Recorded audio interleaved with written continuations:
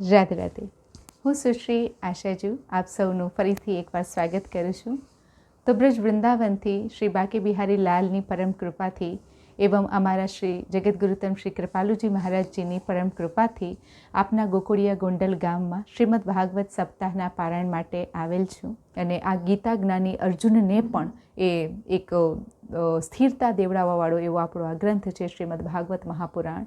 તો આ ભાગવત મહાપુરાણ જે છે એ આપણા સૌ જાણે, ચાહે આપણે વિરક્ત હોય, ચાહે આપણે ગૃહસ્થી હોય, બધાના માટે જે છે આ એકમાત્ર કલયુગનો એક આધાર સ્તંભ માનવામાં આવેલો છે.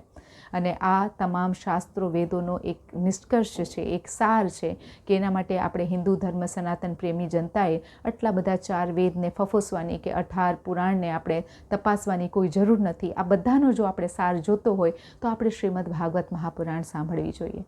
તો શ્રીમદ ભાગવત મહાપુરાણ આપ લોકોએ ઘણી બધી સાંભળી હશે. અલગ અલગ વક્તાઓની અલગ અલગ શૈલીઓ હોય છે. તો મારી પણ એક અલગ જ શૈલી છે. શ્રી જગતગુરુ કૃપાલુજી મહારાજની ફિલોસોફી ઉપર આધારિત મારી ભાગવતના પ્રવચનો હોય છે. તો આપ સૌ જો છે એ એકવાર જરૂર ત્યાં પધારીને અને એ જે તત્વજ્ઞાન છે એનો લાભ લેશો. શ્રીમદ ભાગવતમાં જ કીધું છે કે તત્વજ્ઞાન અગર હોય તો આજે નરકના અલગ અલગ આપણે વર્ણન આવે જ છે, પ્રેમાનંદજી મહારાજજી પણ કહે છે. તો એ નરકોમાંથી બચવા માટે સૌથી મોટું એક આધાર હોય તો એ તત્વજ્ઞાન છે. જો તત્વજ્ઞાન આપણને થઈ જાય તો આપણે એ નરક યાતનાથી બચી શકીએ છીએ.